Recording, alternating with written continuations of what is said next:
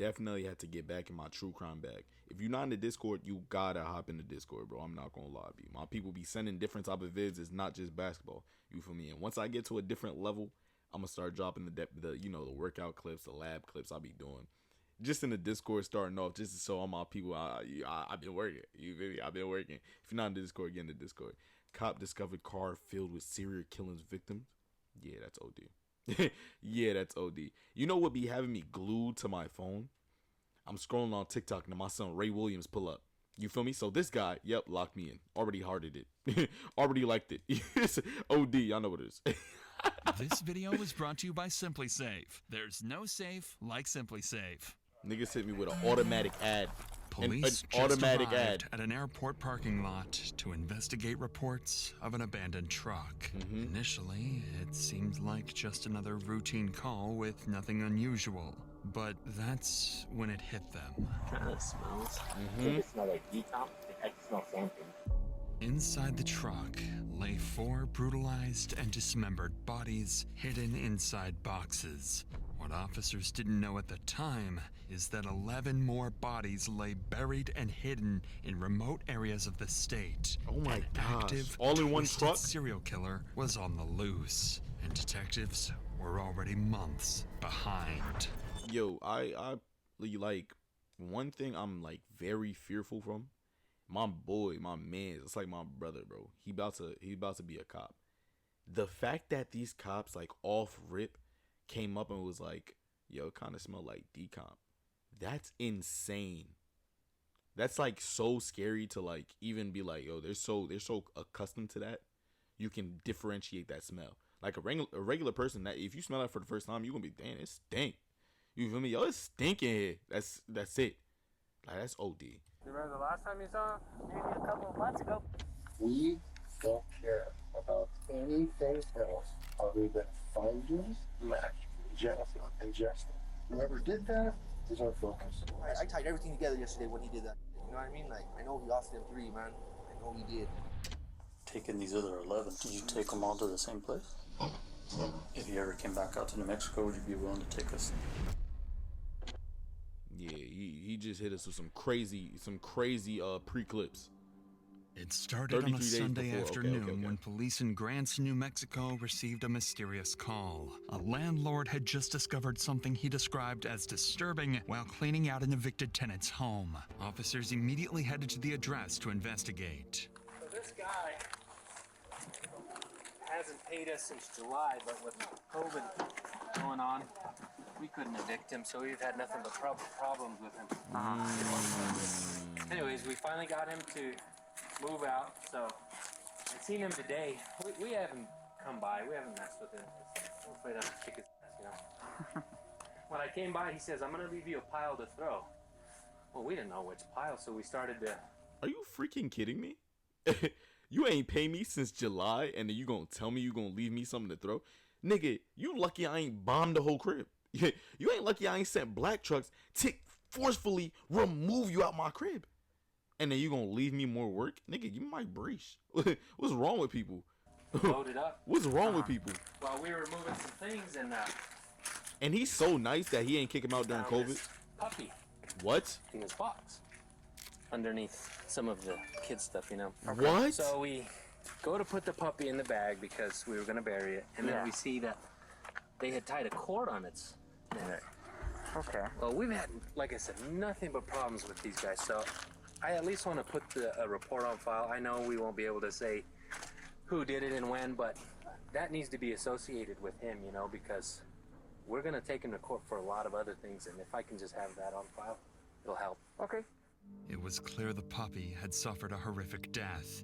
Animal control arrived shortly afterwards and confirmed it had been deliberately tortured, noting a cord tied tightly around its neck. Yeah, someone put this guy away immediately. Was deeply unsettling. No funny. The officer immediately recognized they were dealing with someone truly twisted. No funny. Absolutely. That's just sad. That right there just really got to me because it's like, that's not cool at all. I don't know if y'all peeped it. The guy who was regularly talking about it, like, cool. I'm not saying cool, like, you know, but he was really level-headed. But the other guy who was standing right there, he was just like, you can tell he was like, in awe because he was just standing, just dead, just looking at it. Even as this is probably the third, fourth time they seen it. Even as the guy was still talking about it. That's him right there in the corner talking about some that it's not cool. It messed with me. No. Absolutely. Cruel, awful people. Yeah, this guy. Yeah, we tried to get in. The landlord, the owner, he tries to go into the house. They went in, they painted everything their own colors, and they just ruined everything. Yeah, put the guy away, bro. They can be in New Mexico, but I don't want them anywhere near Jersey. Just the first body. In the coming days, police would uncover more gruesome scenes, strange disappearances, and disturbing evidence pointing to something far more calculated than anyone expected.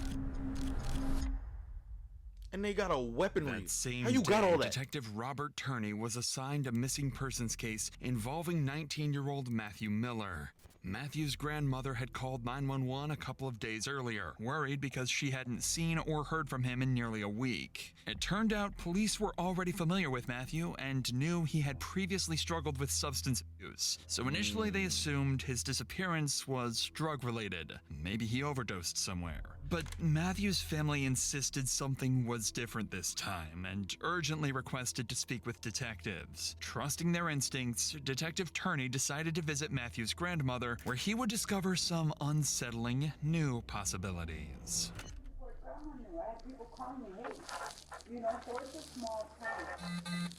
So you guys can help me out by just calling around to hospitals, clinics, rehabilitation places, other county jails, and just see if he's there. So prepare for the worst and hope for the best.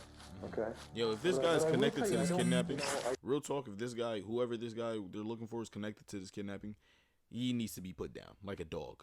Like he needs to get put down immediately on sight. That is a super villain threat. I don't care how this ends. It better end in him dying. Realistically. What? He kidnapping niggas, torturing dogs? Yeah. I don't care about anything else he's doing. Those top two's already done. That's OD. I had more than enough to arrest Matthew several times, and he's not one of those people that I wanted to arrest. And it's random people too. He's just doing it. Completely random. Not pull a gun. Completely. Anybody, right? To get his drugs. Yeah. No. He's not that kind of person. Yes. That's my main fear. And he probably has a little bit of a complex because he knows he's that kind of person. And so he's going to be real hesitant to reach out and tell you guys the actual truth about this person took advantage of me. Yeah, no, he You know what I'm saying? So just forgive him. All you can do is tell him you love him and you forgive him and go from there. After rehashing some information with Matthew's family, Detective Turney would go on to learn some critical details. Matthew's girlfriend told the family she saw him getting into a vehicle with several other people, including a blonde woman named Jennifer Lannon, someone Matthew had recently been spending time with. He also learned that Matthew often spent time with a close friend named Justin Mata and his girlfriend, Leonie Calzada. Okay. Almost. Three were known to use drugs together. Acting quickly on these promising new leads, police began searching. Wait a minute. First of all, the reason why I had paused before is because I thought he said that, yes, this is Matthew's girlfriend, cool. But I thought he said that he also had another girl. But this is Justin's girlfriend. But the math ain't mathing, bro. The girl isn't included in this, right? Girl not included in this, cool, whatever.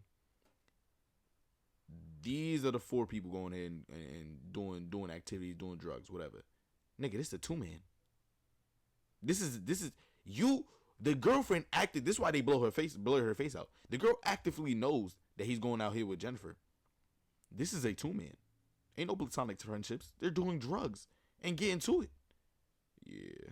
It's okay. To use drugs together. I'm knowing. Quickly on these promising new leads, police began searching locations Matthew was known to frequent, and soon enough, they located Matthew's Chevy Colorado truck parked and seemingly abandoned within a few blocks away from Leonie and Justin's residence. The truck was dirty, locked, and appeared to have been parked there for several days. Inside, detectives found clothing and personal belongings, as well as several unsettling items including a pair of rubber gloves and a shovel lying in the truck's bed.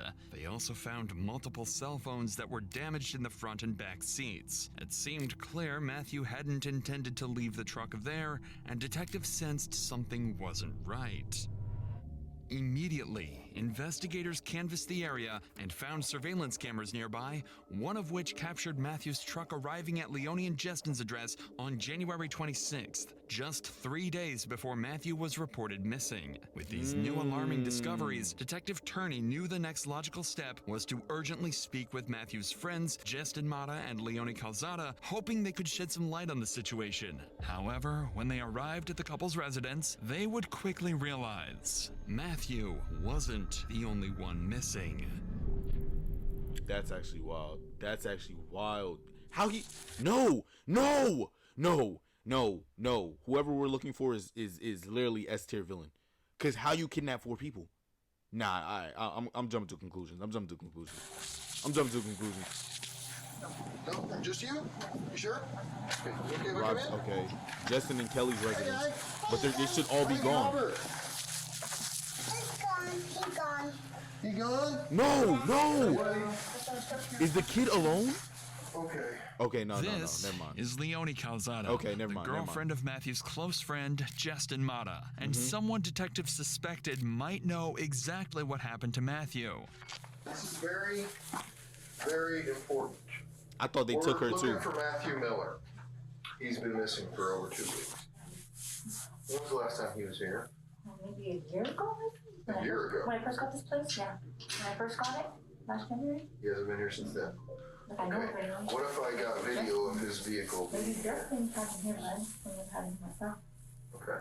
When was the last time you saw him here? When he was in the place, once to bring him over, I first got this place. A year ago? You think Justin would have, He would have, yeah, probably. when you weren't here? I wouldn't, we were intention, yeah. Because they said all that, yeah. But he left on 17th and came back. And then 17th? That's a long time ago. Yeah, and then I went to talk to the guy in Kingdom. He's like, yeah, they left each other during the night and they're in Arizona. Do you have any kind of way to contact Justin? You have a phone number? No, he just left him to go.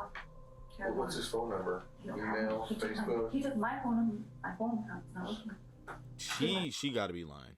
First of all, my psychology degree for me is poking out my pores. Her inconsistency in the way she talking. Inconsistency. That's a good way the way I said it too sounded good. It's just she talking stupid. She sound dumb. That's all. It just doesn't seem like what do you mean he came here a year ago? They got video of the car pulling up, and then she goes and says, "Oh yeah, he could have pulled up with Justin without me knowing." You see how small the crib is? You know what? It's a possibility. We'll see. My phone, yeah. Took a while. And Justin left with the phone on the 17th. You telling me that she ain't have a phone since the 17th? Stop. Time you had any kind of communication with Justin, he said, go by Coke. So I'm going to go by Coke. What I would like to do, all right? Did she just actively tell the police that he went to go buy Coke? Look around your house for any kind of evidence of Matthew Miller, any kind of foul play. I'm not looking for anything other than that. According to Leone, her boyfriend, Justin, had also mysteriously vanished, and she hadn't seen him since January 17th, and hasn't called the police. 2 weeks before Matthew was even reported missing. Ain't tell the police but whatsoever. Investigators knew something wasn't adding up when Leone insisted she hadn't seen Matthew in nearly a year. Surveillance footage clearly showed Matthew's truck outside her residence just days before he disappeared. With their suspicion mounting, detectives decided to search Leone's home, hoping to uncover whether she might be hiding something. Or someone. Did you notice anything strange that happened around here? Did you notice anything different around here? Look at the crib, bro. Blood, needles. Nigga, they only decoration is the Iron Man mask. Or pills or anything like that? Yeah.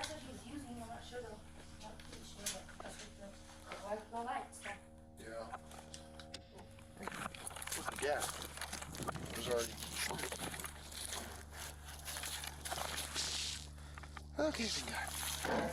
I can only find one person dead in a trunk per year. That's my max. Despite their best efforts, investigators found no signs of foul play or violence. Still, Detective Turney couldn't shake the feeling that something was overlooked, so he returned to speak briefly with Leone, unaware she'd drop a crucial clue.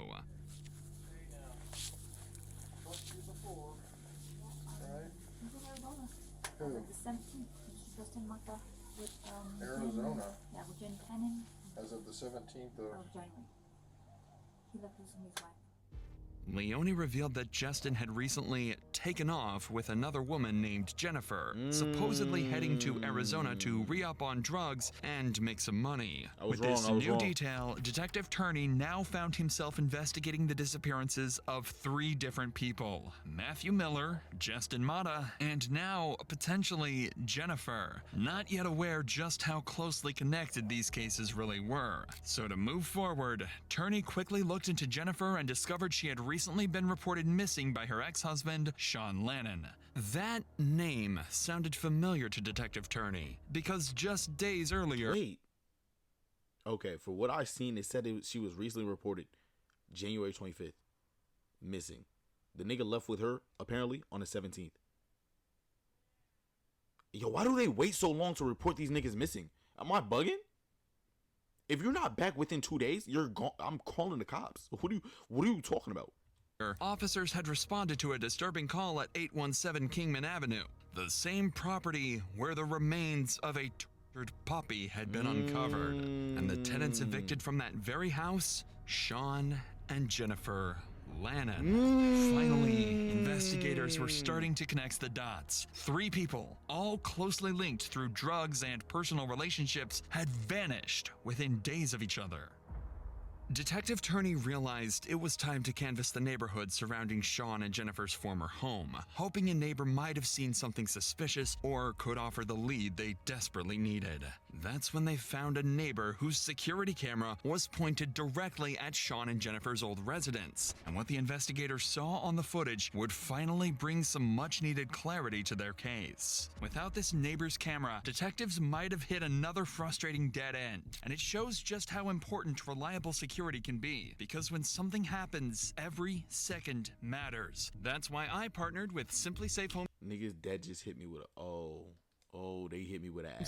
That's crazy. That one hurt more than Prize Pick. I'm not even gonna lie. Walker won't trigger a 3 a.m. I'm not even gonna lie. That one hurt more than Prize Pick for some reason. Look. Yo. That's crazy. On January 26th, Matthew is seen entering Sean's home, but investigators never see him leave. Hours later, Sean is spotted on camera driving away in Matthew's truck, and when he returns, he's alone, on foot, and Matthew is nowhere to be seen. 2 days later, on January 28th, the same camera recorded someone loading household items into a red Dodge Dakota parked outside the residence and driving away. This CCTV footage marked a critical turning point for investigators. For the first time, detectives had visual proof of Matthew at Jennifer and Sean's residence. With this significant new lead, the next step was clear. Detective Turney needed to speak directly to Sean. Only his account could clarify what happened that day and potentially... This nigga is Lester. This is why he's doing this. Niggas like people who you can't trust anybody who look like this. No lie. Reveal crucial details about the missing trio. The next morning, Detective Turney reached out to Sean and agreed to sit down for a formal interview. Whatever Sean said next had the potential to shift the direction of this case completely. So, first things first, let's get her into this missing. Okay? Have you ever seen Matthew Miller? You know who I'm talking about? Was he over at your house? Yeah. It's been weeks, and I'm not very lucky. It's definitely been about weeks. Before the 3rd, was his truck ever parked at your house? Yeah. For more than like a day, overnight? I'm not sure. Have you ever driven his truck? Yeah. You've driven his truck? Yeah. When was the last time you drove his truck? A couple weeks ago. A couple weeks ago? So, again, when did you find out that they split. They took off to Arizona, ran away together, whatever. It was 7 weeks ago. Came back. Which I don't know if y'all peeping, bro. He everything he's saying is vague. Like he knows they asking questions. In my opinion, this is what I'm thinking. He knows they asking questions that they know the answer to. But every single time they ask for like a definite, like kind of definitive answer you could give me, he's so vague. Couple weeks ago. I'm not gonna say days, weeks. Couple weeks ago. Yeah, I drove it. When's the last time you drove it? Couple weeks ago. Every single time, bro. Every single time. And it is always gonna fall in between the missing days. Or the missing dates that they're was called in missing or something. Did you have anything to do with Jennifer's disappearance, Matthew's disappearance? Why would I say yes? Do you think something bad happened to Matthew and Jennifer? And if Jennifer drug and choice used to be there, she came back with more bills than I could imagine anybody would have. She let those. Man, I just got a really, really bad feeling about all this. You don't. I do. You don't seem. I've been living in this circle for a minute. Has she ever done this before? Yeah. During the interview, Detective Turney notices something strange. Sean remains unnervingly calm, especially considering his ex-wife and the mother of his 3 young children has just vanished. Turney begins to question whether Sean is simply a bystander caught up in a tragic situation or if he knows more than he's letting on. These niggas really be freaked out. The next day, Like, Detective Turney would get his answer, as police received an unexpected call from a man named Josh Hall. Josh was an acquaintance of Matthew Miller and claimed he'd recently witnessed something that deeply concerned him, directly related to the strange disappearances. Investigators quickly arranged for a meeting with Josh, hoping his account would finally provide the breakthrough they were looking for. Hey man, what's going on with Matthew, man? That's my chick's cousin. Check this out, man. Check this out. That's all me. Check this out, man. Yesterday.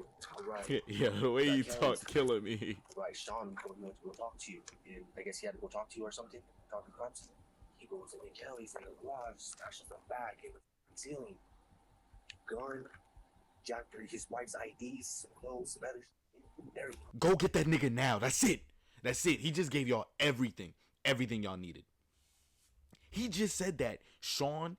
First of all, there's no way this is not true. Because how do you know about this? He goes, yeah, Sean just told me he was gonna talk to some cops, right?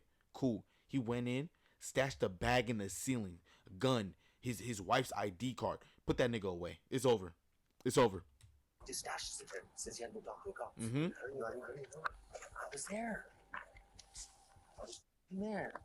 Sean killed all 3 of them motherfuckers, man. Oh my goodness. I'm telling you, he murked all 3 of them people, man. He's putting it off on Martha that he ran off and everything. Why in the yes? I don't know, man. Kelly's like my sister. I know all it, you know. I killed all 3. I know he did, man. I know he did. He did, man. I'm telling you. He's not lying. I 100% believe him. He can tell me anything right now. I believe it. Was throwing a trip or you know what I mean? Like, damn. Martha was his chick. Martha was there. He's a smart man. He's kid. Look how long they've been missing for. He just barely reported his wife missing. His wife's been missing since like the 23rd.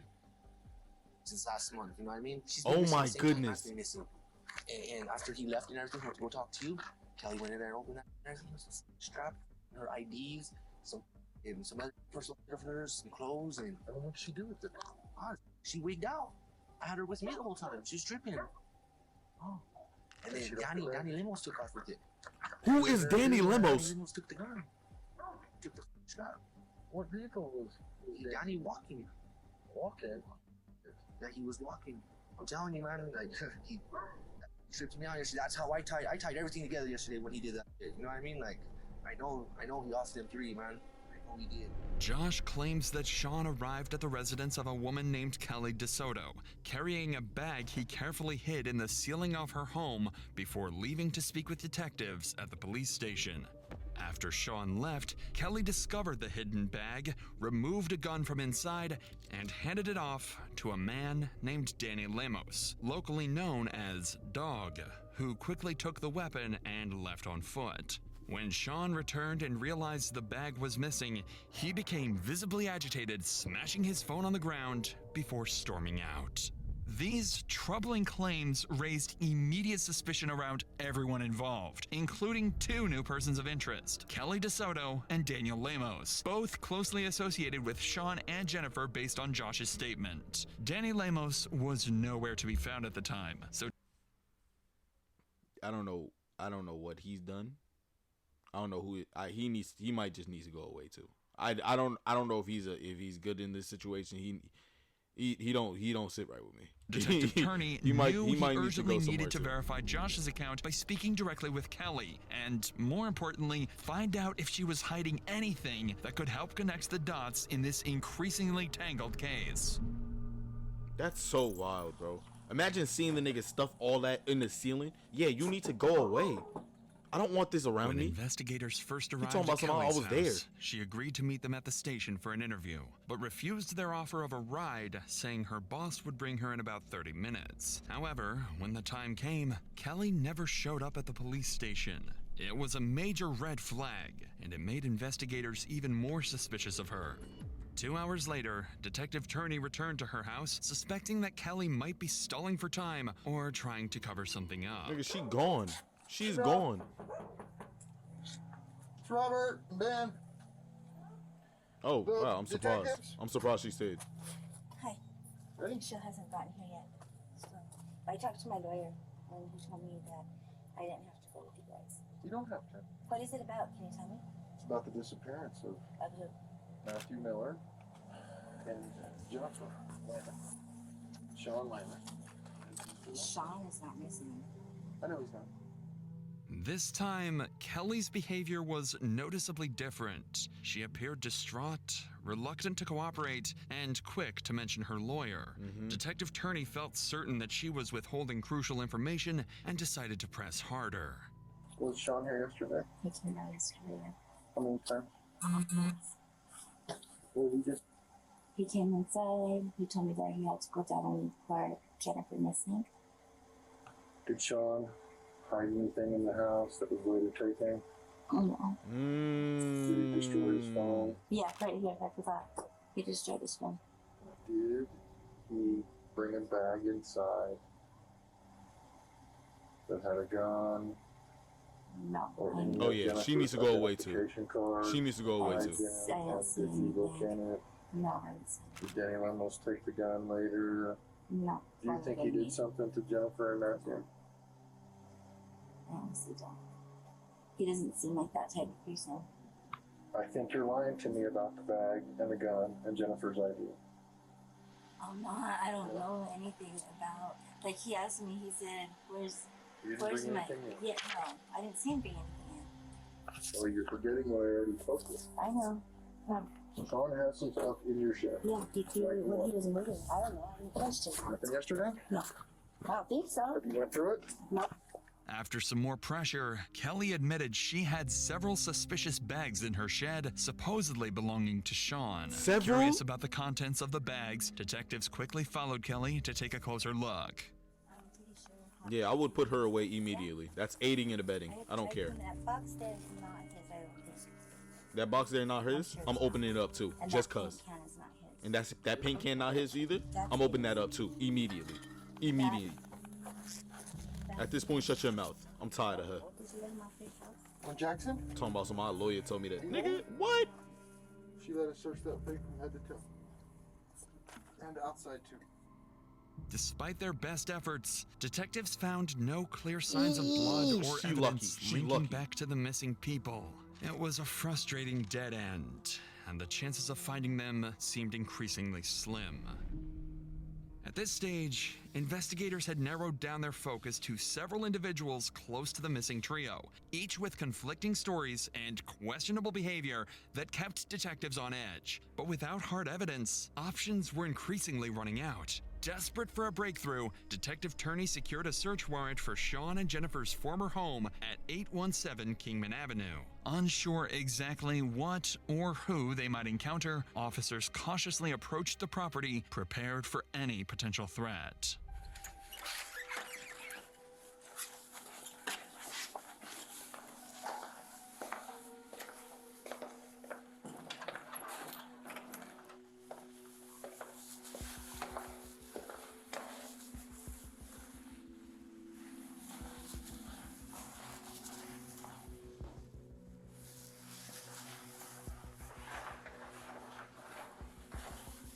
He better than me, bro. He better than me. Look, he better than me. First of all, I'm not pulling no type of curtains. I'm blasting immediately. I don't care. I'm blasting. What are you have something? If you're hiding there, you have something to hide for. Bop, bop. Better be ducking. I don't care what it is. I'm not checking nothing. You don't know, somebody can be posted easily.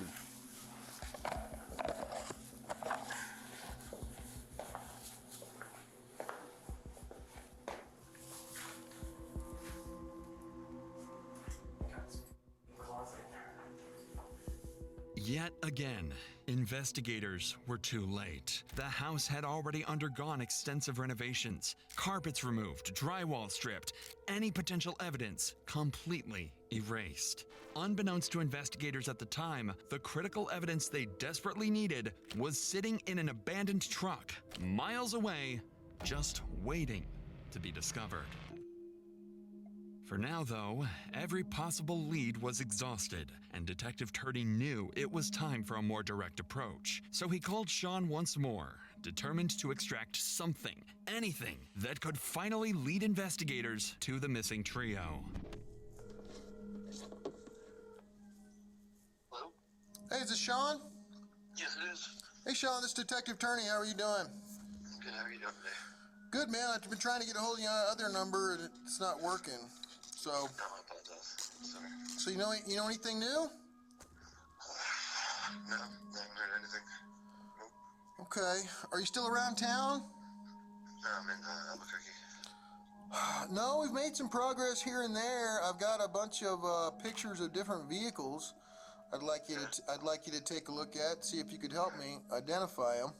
Good time tomorrow. I wanted to come in and stuff. I got to return to the school. Okay. All right, just make sure the kids are taken care of, and we'll go from there. Yeah. All right, Thanks, we'll see you tomorrow.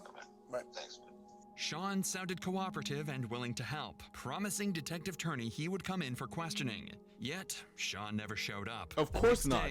Turney Why would even he? offered to personally pick Sean up and bring him to the station. But once again, Sean failed to appear. At this point, Turney felt certain Sean was deliberately stalling and knew they couldn't afford to waste any more time. He's done playing cat and mouse.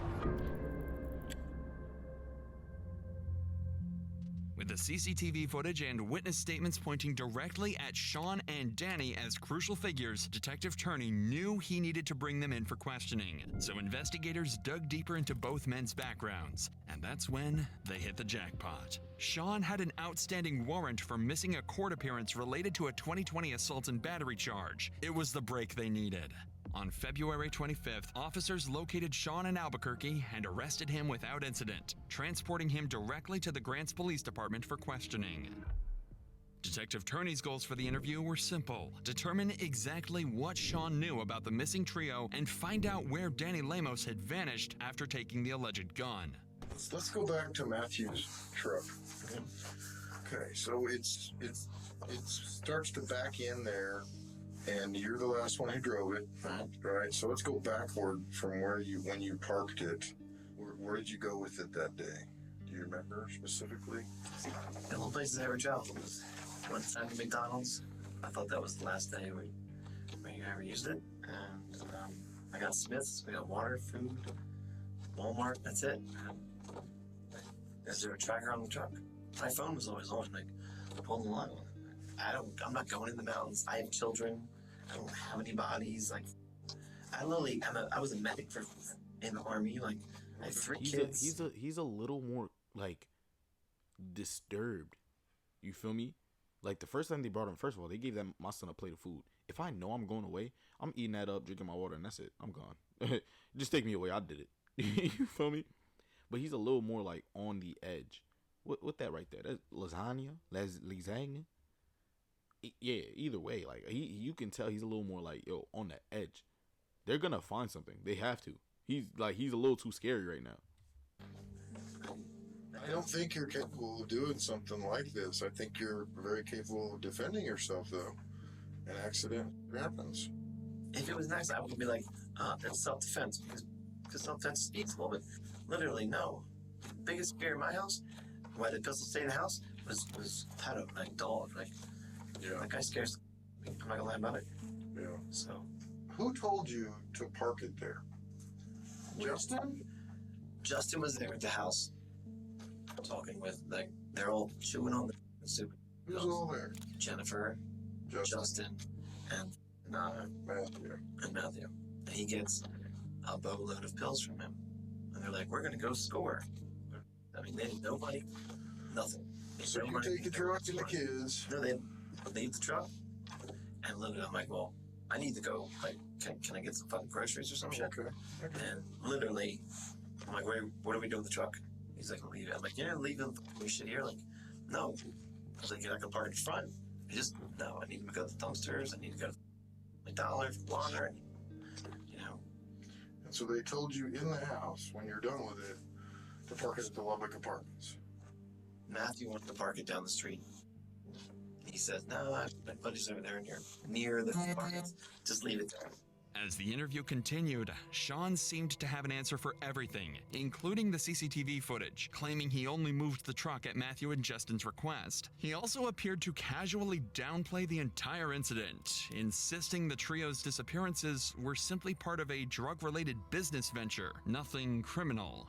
But Detective Turney wasn't buying it. He knew Sean's explanation didn't match witness statements, and his earlier actions were too suspicious to ignore. But without solid proof, Turney couldn't directly refute Sean's story. So, to move forward, Detective Turney changed tactics. He decided to deliberately introduce Danny Who is this? Who is that? We ain't seen this guy once, and he's had this face every single time. Oh, they're gonna get him. I just peeped. He's handcuffed and everything. Lemos into the conversation, offering Sean an easy scapegoat. If Sean took the bait, Turney might finally uncover what Sean was hiding, or at least gain insight into what really happened to the missing trio. Did Danny kill him? I have no idea. I literally spent most of my time with the kids. If I had to guess who would kill him, it would be the guy saying, if I gotta dispose of bodies, I'm gonna put him in my pig. And he showed me the pig one day because I was helping him at his house. This is Sean. I don't have any answers for Matthew. I don't know much about him. Talk to Dog. If someone's gonna move a body and put it somewhere, my guess, the creepy dude that talks about pigs with everything but eyeballs. I'm like, who would know that? Like, this dude's, I'm scared of Dog. So, but my kids are scared of Dog. I'm scared of Dog. I don't know what the fuck. Are we not talking about the fact that he strangled a kid, him and his wife or whatever? I didn't go anywhere. I definitely didn't leave my kids for 5 hours. I couldn't find the blood for the other one. Just as planned, the moment Danny Lemos' name came up, Sean seized the opportunity and implicated him, pointing to Danny's violent nature and even suggesting his ability to dispose of bodies using pigs. Beyond those accusations, however, Sean stuck to his story for the rest of the interview, denying any involvement in the disappearance. Without solid proof against him, detectives had no choice but to end their questioning. Still, Sean wasn't completely free. His outstanding warrant for failure to appear in court meant he'd spend the next 7 days in custody, and officers immediately transported him to the local jail.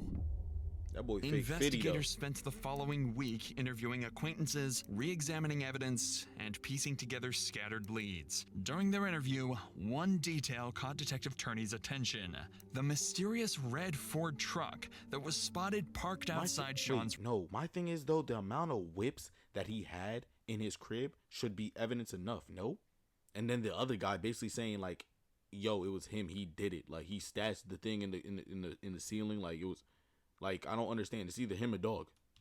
Residents, later leaving with unknown contents loaded in the back. Investigators had not yet located this truck, and Turney strongly suspected it might hold something crucial to their case. For now, though, 3 people remained missing, and police narrowed their focus to 2 prime suspects: Sean Lannon, who was recorded on surveillance driving Matthew's truck and potentially connected to the missing red truck, and Danny Lemos, who allegedly received a handgun connected to Sean before disappearing himself. And then on top of that, if it's really him, lock up the shorty who gave him the gun. She needs to go immediately too. I said that before.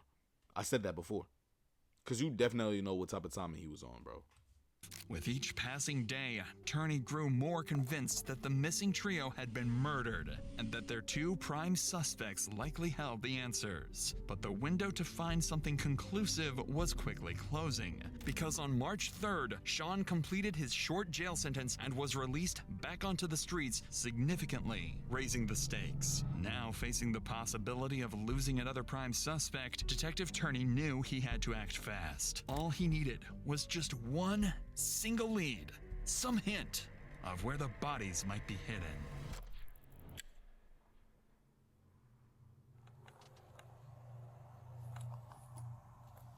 Oh, nah. On March 5th, that's a truck. That's officers received a call from the security at Albuquerque's Sunport Airport about an abandoned red Ford Ranger, eerily similar to the one from surveillance footage gathered during the investigation.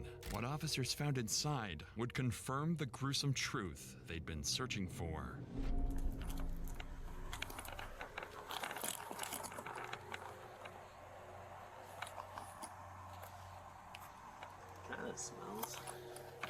Kind of smells, but I mean,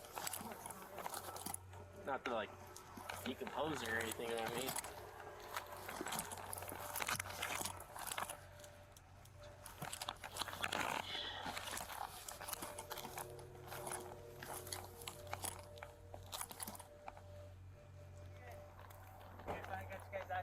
Yeah.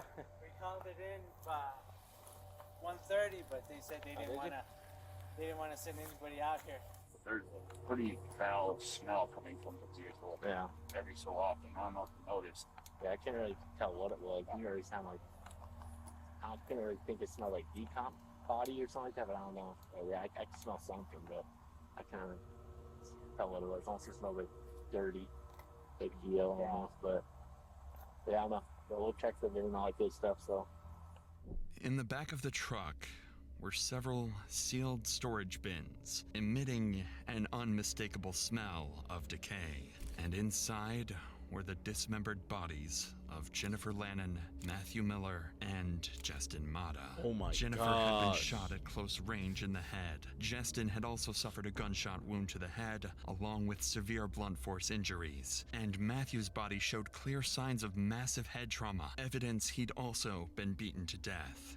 But the horrors didn't end there. Hidden beneath a tarp in the passenger seat was yet another body. Randall Apostolon, Who the is truck's that? owner. His body showed signs Oh. of severe blunt force trauma, and a bloodied hammer found nearby was clearly the weapon used to kill him. Investigators found more disturbing evidence inside the truck. Multiple serrated knives stained with dried blood, a handsaw, and several pairs of industrial gloves, all clearly pointing to a calculated, cold-blooded murder.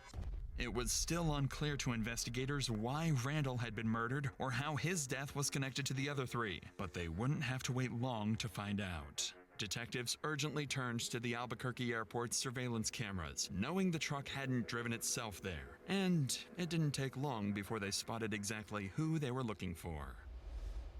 On March 3rd, 2021, just 2 days before the gruesome discovery, the airport's cameras captured Sean Lannon driving the truck into the airport parking so lot, exiting the stupid. vehicle, and leaving behind the bodies of his 4 victims. Finally, detectives found their killer. It was time to track Sean down and bring him in. I hate this guy. I hate this guy so much because he gonna put on his kids. I couldn't have killed him. I was with my kids. I would leave my kids for 5 hours.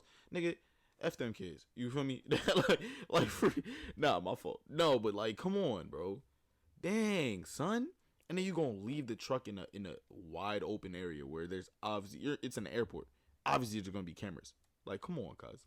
Same day the bodies were discovered, police urgently scrambled to track down Sean Lannon, but it was already too late. Sean had slipped out of Albuquerque and vanished. Immediately, the U.S. Marshals issued a nationwide alert believing Sean posed an active threat and was possibly on a violent crime spree. Authorities across multiple states joined the manhunt to track him down before anyone else was harmed. Then, on March 9th, Detective Turney received a disturbing call. U.S. Marshals informed him that Sean Lannon was now wanted in connection to another murder. This one committed just a... No. See, I called it. Why? I called it. I said they need to put this nigga away immediately because for some way, he's gonna get to New Mexico and find himself in Jersey. I don't need this nigga in my jurisdiction. I don't.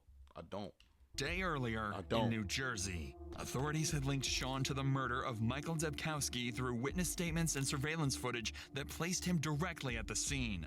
A quick background check also revealed the victim wasn't a random target. Debkowski was someone Sean had personally known for many years. It was an alarming detail that made it clear Sean's violent spree was far from over. Now, with 5 bodies discovered and a serial killer on the loose, police knew anyone in Sean Lannon's circle could be next, and they had to act fast. Federal authorities urgently tracked Sean's movements, closely monitoring surveillance footage and cell phone data. And finally, on the morning of March 10th, U.S. Marshals pinpointed Sean's location in St. Louis, Missouri, and they quickly moved in and captured him without incident. Yes. Sean Lannon was immediately extradited back to New Jersey, finally putting an end to his killing spree. Send that nigga back to New By Mexico. now, the evidence against Sean Lannon was overwhelming. Investigators had more than enough to charge him, but there were still critical questions that only Sean could answer. They still needed to understand exactly why he committed these horrific murders and determine whether he acted alone or if others helped him carry out and conceal evidence. When Detective Turney sat down face to face with Sean, he expected more lies and deception, but surprisingly, Sean didn't resist or deny anything. Instead, he resigned to his fate, openly admitting he was tired of running and knew his capture was inevitable. In his own words, he simply wanted it to be over. So, with nothing left to hide, Sean would give detectives exactly what they hoped for: a chilling, detailed account of the murders and the twisted reasons behind each one. Jen was already out with her. Wasn't enough to take her life. So she wanted me to make sure she went too, for sure. Because I realized she was breathing. She wasn't gonna OD. I went in the other room, psyched myself up, repeating that kind of emotionally charged statement of, "You killed the Garrison baby." So I had whatever to do it. I put the pistol on her head, and I pulled the trigger. Threw it level. A couple seconds later, I was positioned on the bed too. I put that pistol in my mouth. Put the handle up. Just slipped past my teeth. My son cried out. I was like, what the do I do now? Pull the trigger, kid's gonna see both of our hands went off. I rolled off so the rounds out of the gun, put it in the dresser. Closed the bedroom door, got the kids normal, set them up to be in the other room. We didn't have a vehicle. And John's boyfriend drove the truck on the car end. So I pretty much slid her into a storage bin, a long one. The sheets that were around here, the bedding was in the bag, in the box too. A day later, I tried to dismember her to put her in containers. It'll work. It was awful and traumatic. I was thinking about it. It still haunts me. I knew I was living on borrowed time at that point, so I needed to get my kids somewhere safe to cope. So I continued with packing everything up, all the while still baiting just a month. He's responsible for the drugging and doing that to my kids. It took like a week. I came to the house.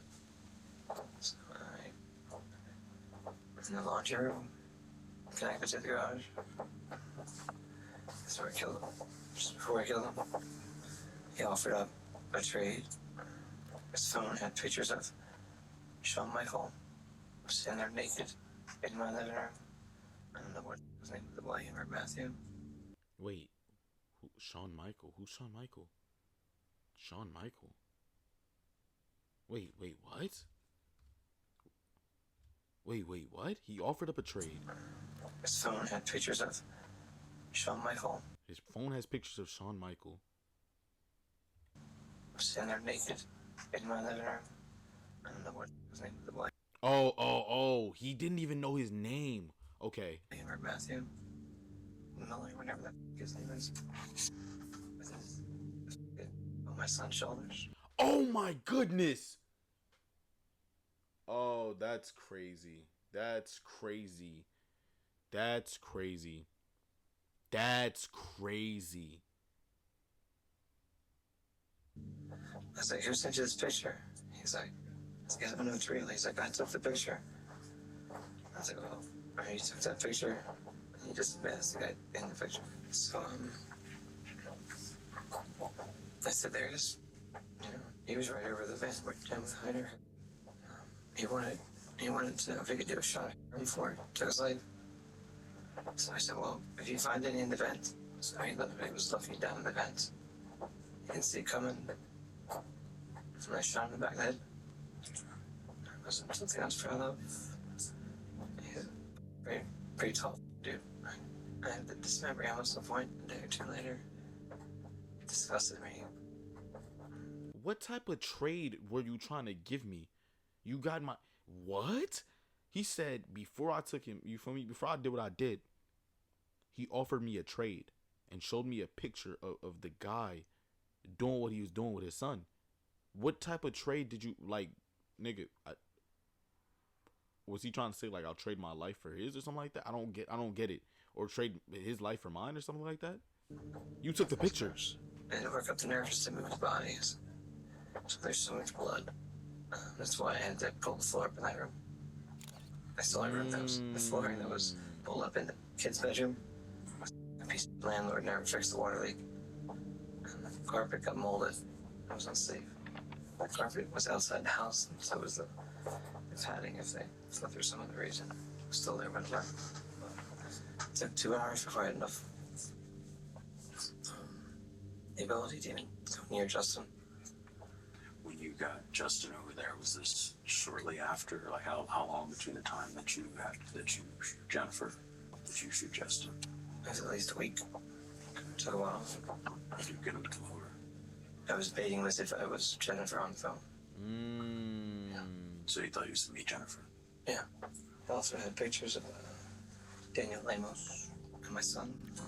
I never got my hands on Daniel Lemos. I fully intended. That's where I was heading back to New Mexico for work. Yo, why are they need to put that guy away too, bro. I was saying this since the beginning. Why were they all after his son? For what reason, bro? They need to put that guy away. They should, my goodness, they need to put that guy away too. Yesterday. Yeah, we're 10 guys. If I did, it'd be in the box. That's a real nigga answer. I'm not even gonna lie. Probably that kid comes over, William or Matthew, or whatever his name is, comes over with Felicity, his girlfriend.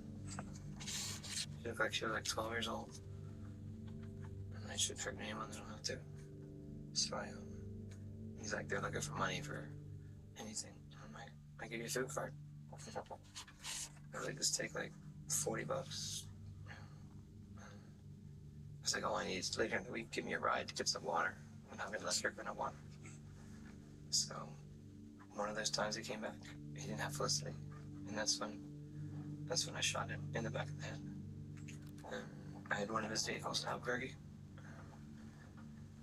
At some point he brought me the box that put him in the back. I couldn't come up with enough money to get the vehicle, so he was going to take the truck back, so I found somewhere else for the boxes of base storage containers. I was gonna hold them for $150. He wanted another $300 once we got to his place. Randy wanted another $300 to hold the boxes. So I didn't have $300. So he's like, well, I'm gonna drop you back off. So we left, came back to the Pearl. The box was still in the back. Pulled in right there. We got in the fight. I killed him in the front seat. What the heck? For what? Throughout his confession, Sean remained eerily composed, showing almost no emotions. Even more chilling is the fact that just hours after dismembering the bodies and brutally killing Randall, Sean was picked up by police on an unrelated warrant and sat across from Detective Turney, coldly denying any involvement, while a truck full of bodies was parked just a few blocks away. That's insane. That is insane. Tuesday, I took the, grabbed the truck, and I didn't know what to do with it. I don't know anybody. What do you do with the body? So I wasn't trying to, I knew at some point it was going to get caught. I just wanted my kids back home. I took them to the airport the day before. And I positioned them. Just everything was the same. Secured the vehicle. That's not obvious. And then I took I believe it was an Uber. Took it home, right to the Pearl. The next day we flew out. I'm waiting on time. Again, at some point they'd find the bodies at the airport in the box. And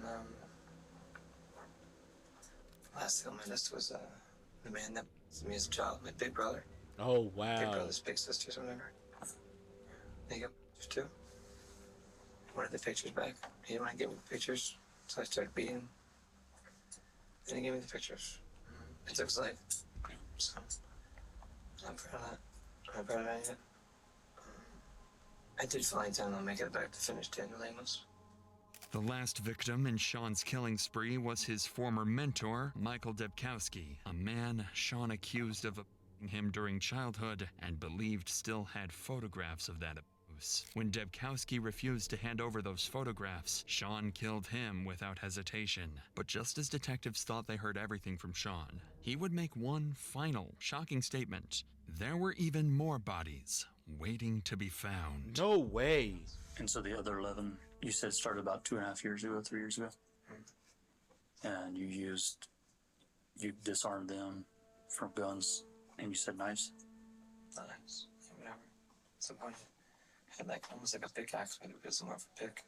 It swung like a pickaxe. But It's like if you had to think back, like how many out of the 11 were shot and how many were stabbed?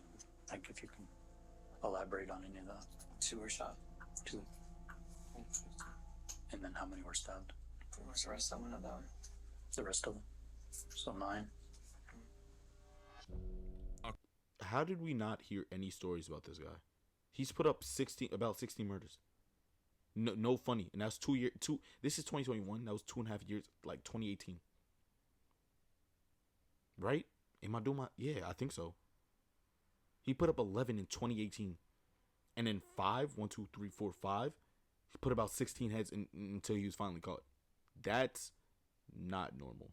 According to Sean, he'd killed at least 11 additional people, mostly drug dealers tied to Jennifer, and hidden their bodies in remote areas of Malpais National Park. Detectives approached these claims cautiously, knowing Sean was a skilled manipulator who mixed truths with calculated lies. Perhaps this was his last attempt to influence the outcome of his trial later on. But despite extensive searches, no additional bodies were ever discovered, and Sean's claims remained unverified. Detectives also investigated one of the key persons of interest directly implicated by Sean himself, Danny Lemos. Put that guy away. He was located in Albuquerque and arrested by U.S. Marshals on March 25th, 2021. Danny agreed to speak with Detective Turney, firmly denying any involvement and expressing shock that Sean was even capable of these horrific crimes. He admitted taking the handgun Sean had hidden at Kelly's house, but claimed he had no idea it was tied to a murder and had quickly sold it afterwards. After exhaustive interviews and reviewing all available evidence, detectives eventually cleared Danny, along with all other potential suspects, ultimately concluding Sean acted entirely alone. In October 2022, Sean pleaded guilty to the first-degree murder of Michael Debkowski in New Jersey. He was sentenced to 35 years in prison, and in May 2024, he pleaded guilty to killing Jennifer Lannon, Justin Mata, Matthew Miller, and Randall Apostolone, receiving 4 consecutive 15-year sentences. As part of his plea agreement, Sean will serve his sentence in New Jersey first, then return to New Mexico to serve an additional 60 years behind bars. Yeah, no, that's insane. That's insane regardless. But if he's a manipulator apparently. If anything he said was true, He did this off of every connection that they made off his wife.